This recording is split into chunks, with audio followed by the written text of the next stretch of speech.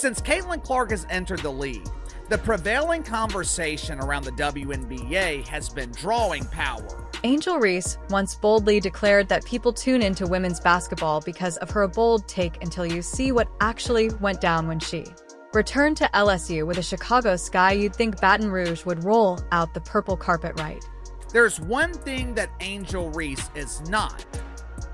Angel Reese is not a draw. If you haven't believed me before, this weekend further proved that point. Because the Bayou Barbie was officially rejected in the Bayou. Angel Reese was rejected at home. But nope, that 13,000-seat arena barely half full with just 6,300 fans bothering to show up, and that's being generous. Meanwhile, Caitlin Clark had fans shelling thousands for tickets. Her preseason game sold out faster than you can say. Delusional hype, and the contrast, oh, it's brutal. We've got the pictures Reese probably wishes she could delete. From the internet aisles of empty chairs, $15 tickets, gathering dust-free tickets being given away, and a whole lot of awkward silence. Remember when she said she was bringing eyes to the game? Well, apparently those eyes were too busy looking elsewhere. If you ride with Caitlin, comment CC. Is the needle down below? Let's go. How embarrassing! Now, you're not going to hear this from the mainstream media, who continues to pretend that the Bayou Barbie is beloved. You're not going to hear this from the media, who continues to pretend that Angel Reese is a huge star. So let's unpack why this little LSU homecoming may have stung more than one of Reese's trademark missed layups. And no, this wasn't just an average game. It was supposed to be her moment, her glorious return to the campus that made her a star. The same campus where she danced on national TV with a championship trophy, the same place where fans once screamed her name like she was LSU's Beyonce. This was her time to shine, to walk back in as the hometown hero. The Chicago Sky go into LSU, the home court of Angel Reese. Man, it's gonna be lit. It's gonna be lit. Instead, it was a ghost town with a scoreboard. The social media pics from that night are circulating like wildfire, and let's just say they're not doing Reese any favors. Huge chunks of the arena sat in total silence, sections completely untouched by human presence. We're talking cavernous gaps of empty plastic seats, entire rows of nothing. The upper bowl never even opened. Why? Because they couldn't fill the bottom one. For someone who claims she's revolutionizing the sport, the vibes were more forgotten. Open mic night than WNBA superstar returns to roaring applause. Nobody showed up to this sucker. Nobody. Let me just blow this. Look at that. I noticed it right off the bat. Look, number one, look at all the purple seats down here in this lower bowl section. And then the entire top bowl, forget about it. Forget about it. And here's the most hilarious part. Tickets were basically free, heavily discounted, and some were even being given away. Most seats would average $15. That's less than the cost of parking at most NBA arenas. We're talking cheaper than a movie, and popcorn. Still, fans didn't bite. You could have thrown in a coupon and a selfie, and the seats would have stayed cold. The woman who claims she's the reason people care about women's basketball couldn't even draw half a crowd at her own alma mater. Let that sink in. Caitlin Clark, Angel Reese are not the same. Both had their homecoming celebrations this weekend. One of them sold out in 27 minutes. The other one couldn't give away free tickets. Let's go full math nerd for a second. To hit 50% capacity in that arena, they needed at least 6,670 fans. Angel didn't even crack that. She missed the halfway point by about 300 people. That's not a near miss, that's a full-on whiff. And when someone talks as much as she does about changing the game, falling short of a D-list concert crowd is not the flex she thinks it is. In case you were wondering, I did do the math. How many seats were actually left last night? Over 6,800. In a 13,000 capacity arena, there was over 6,800 seats still available. And some people were saying, by the way, that literally there were some $15 tickets out there. Even the broadcast knew something was off. Every frame was zoomed tighter than Reese's TikTok videos. But unfortunately for Angel, social media exists, and fans, they weren't shy about sharing the unfiltered reality images of an arena echoing with awkward, quiet seats, as empty as her claims of stardom. Look at all those empty seats, folks. That is crazy as hell. I mean, empty, all that. Never mind all this. They could have put black tarps over it. Look at that. Look at that. Look, the WNBA still got problems. They got problems over and beyond one player. I don't know what they do about it. You might be thinking, okay, one game, so what? But here's where it gets hilarious. Angel's been running her mouth for months about how she brings new fans, how she's the spark behind women's basketball blowing up, but numbers don't lie, empty arenas don't lie, silence doesn't lie. She can post all the Instagram reels. She wants 6,300 fans in a building that holds 13,000 is all the fact check. The Brazilians sent their national team to Baton Rouge to open the WNBA preseason against the Chicago Bravado. The event was marketed as a homecoming for Angel Reese. The Bayou Barbie returns to the Bayou to be worshipped by her millions and millions of adoring fans. This was supposed to be a full-circle moment, a hero's welcome. Instead, it was a PR disaster wrapped in a participation trophy. The place where she built her brand didn't even show up. Her ride or die fan base must have had better things to do. And if Angel Reese can't pull a crowd at LSU, then where exactly can she now? Let's talk about the player who actually is bringing fans to the game, Caitlin Clark. While Reese was playing to crickets and camera pans, Clark was busy selling out entire arenas. Her preseason game in Iowa wasn't just packed, it was electric. Every seat filled, every fan on their feet. Scalpers could have made rent off those tickets. The demand insane, the energy unmatched. Clark doesn't just draw crowds, she creates moments. Good luck finding affordable tickets for the Indiana Fever preseason game against Brazil at Carver Hawkeye Arena. Seats at the arena for the May 4th matchup between the Indiana Fever and Brazil were first offered to season ticket holders and a few top donors. It didn't take long for them to be gone.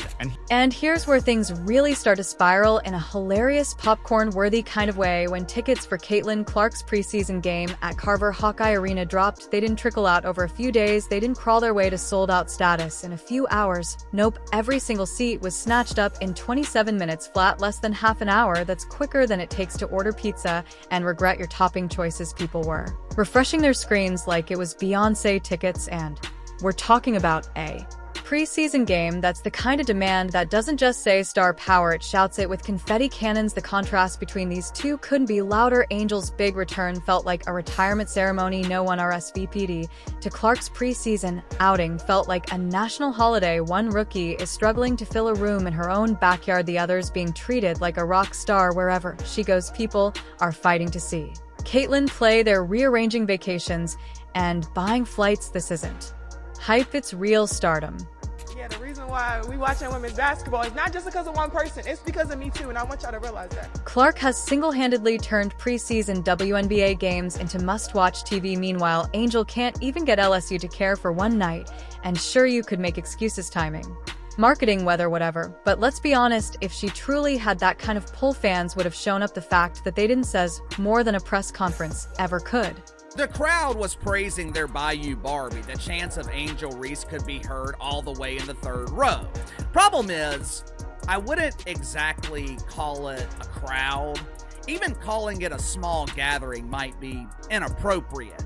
Perhaps a more suitable description would be a family reunion. And it's not just this one game, this is a trend everywhere. Clark goes, ticket prices spike, jerseys fly off shelves, social engagement explodes. She's not just changing how we watch women's basketball, she's redefining who watches it. Angel Reese can talk all she wants, but while she's talking, Caitlin Clark is delivering. Now, let's really wrap our heads around this. Fans are dropping hundreds, no scratch that thousands of dollars on resale sites just to catch Caitlin Clark in action, and not in playoff games or even games that count. These are glorified scrimmages, the basketball equivalent of a sound check. Still, people are reaching deep into their wallets like it's their civic duty just to witness her live. Who does that for preseason? Oh right, superstars, game changers, icons in the making. Caitlin Clark And then here we have today, basically clapping back at all of that and proving that they know that they are the moment, they are the Showtime team, they are the biggest team currently in the WNBA. This kind of stuff is not only good for the Indiana Fever, it's good for the entire WNBA. Meanwhile, on the opposite end of the hype spectrum, Angel Reese's preseason homecoming was practically a Groupon event. Tickets were going for $15, and even that was apparently a bit too steep for most. You could have brought a date and bought snacks for less than the cost of a single Fever resale ticket, and still fans were like, hey, maybe next time. Imagine offering the basketball version of dollar store deals and still watching the crowd skip town. Things get even wilder when you realize opposing teams are now upgrading their arenas just to host Caitlin Clark and the Indiana Fever. That's right, they're moving games to bigger buildings because their regular ones can't keep up with the Clark effect. That's not normal, that's not hype, that's a traveling economic boom wrapped in a pair of sneakers. Every time Clark hits a new city, local vendors smile and team accountants throw high fives. She's not just a player, she's a stimulus package. Now, what I also think is hilarious is that they took that a step further. So if you go to the team store, the Indiana Fever's team store, you will see that they have a brand new t-shirt that they are selling. And that t-shirt says, every game is a home game. And then on the back, it says, now you know, with a sold out banner with all of their basically schedule. It's like a tour t-shirt and it says every game is a home game. And with this massive chasm between who's drawing fans and who's drawing yawns, the question practically writes itself: who's really putting butts in seats? The stats have spoken, the ticket demand has spoken, the empty and overflowing arenas have spoken, and all fingers are pointing in one direction: Caitlin Clark. She's selling out venues faster than Swifties sell out world tours, while Angel Reese is struggling to fill even half the building at her own celebratory return. These aren't hot takes, they're cold hard facts, and before anyone tries to chalk it up to college loyalty, let's shut that down real quick. Caitlin Clark is packing arenas she's never stepped foot in. These aren't just Iowa fans on a road trip, these are basketball fans, period, of all stripes, flocking from everywhere to witness her play. Meanwhile, Angel couldn't even fill the gym she literally built her brand in. If the very fans who cheered her through a championship year can't muster up enough interest to show up, then what are we really talking about here? As family and friends of Angel Reese welcome the Bayou Barbie back to the Bayou, pay very, very close attention to the so-called crowd. Roll the clip.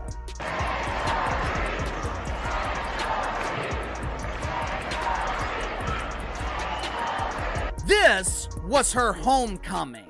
This was supposed to be a night of celebration. It looked like an LSU home game in November of 2023, when Angel Reese was supposedly at the height of her drawing power. Thousands of empty seats. Remember, when Angel Reese hit social media with that grand proclamation, she didn't just hint at her importance, she said it straight up: the reason why we watching women's basketball is not just because of one person, it's because of me too. That's not a misquote, not media spin, that's straight from the source, a public, confident declaration that she's one of the main drivers of women's basketball viewership. Bold, powerful, except where's the proof? Sorry, young lady, nobody knows who you are. Nobody would be watching the WNBA additionally for you. This is all about Caitlin Clark. Caitlin Clark is bringing the money to the game, the planes to the game, the TV viewership. The WNBA is on fire because of Caitlin Clark. Because now we've got the receipts, the literal receipts. Attendance numbers don't need interpretation, they're what they are, and the numbers from her LSU homecoming are painting a picture that looks more like a wake than a welcome. If Ree really has that kind of impact, where were the fans? Because they weren't in those seats, that's for sure. According to the mother of Angel Reese, who also refers to herself as Angel Reese, according to the original Angel, they are not celebrating her drawing power, mainly because it doesn't exist. They are celebrating championships. Mama Reese got on social media and clapped back at the haters,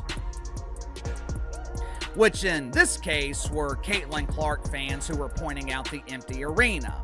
According to Mama Reese, Caitlin and Angel are not the same. We celebrating championships over here. And here's the truly bizarre part. Angel Reese has millions, and I mean millions of social media followers. You'd think with all those fans hanging on her every post they'd show up when she hits the court, but nope, crickets. It's like her entire following vanished the moment a basketball was involved. Apparently people are way more interested in her outfits than her. Offense, let's be clear, 6,300 people in the stands is what you might expect for a sleepy midseason college game, not a headline-making WNBA homecoming for a self-proclaimed viewership magnet. If Angel's drawing all these new fans to the game, they must have gotten lost on the way to the arena, or maybe they just stayed home to scroll her Instagram stories instead. One of them packed 15,000 paid fans into the arena. The other couldn't fill the lower bowl. This whole situation makes you wonder, are we watching a baller or are we watching a brand? Because it's starting to feel like Angel Reese is better at content creation than crowd creation. Is she a star athlete, or is she a viral personality who occasionally dabbles in layups because one of those puts fans in seats and the other puts filters on selfies? But look at their career trajectory since then. Caitlin Clark is the only draw in the history of women's basketball. Angel Reese couldn't sell out home games at LSU, couldn't sell out home games in the WNBA in Chicago, can't fill half the arena for her homecoming celebration. Caitlin Clark doesn't beg for attention. Matter of fact, I would imagine that Caitlin Clark gets tired of the attention. Her famous quote about bringing eyes to the game completely torched by the turnout at LSU. You can't spin away that many empty seats. They scream louder than any tweet, TikTok, or headline say whatever you want online. But when the turnstiles aren't spinning, the hype doesn't hold up. Let's call it what it is. Angel Reese is looking more like a social media influencer who happens to wear a jersey than a bona fide basketball draw. Sure, she's got the sponsorships, the fashion deals, the attention, but where's the in-person support, the fans willing to show up, spend money, and chant her name from the rafters? Spoiler, they weren't in Baton Rouge. She does everything she can to keep her name in the headlines, yet for some reason, it doesn't translate to ticket sales, doesn't translate to television ratings. Angel Reese was the biggest star in Unrivaled. Hell, she was the only star in Unrivaled. No one was watching.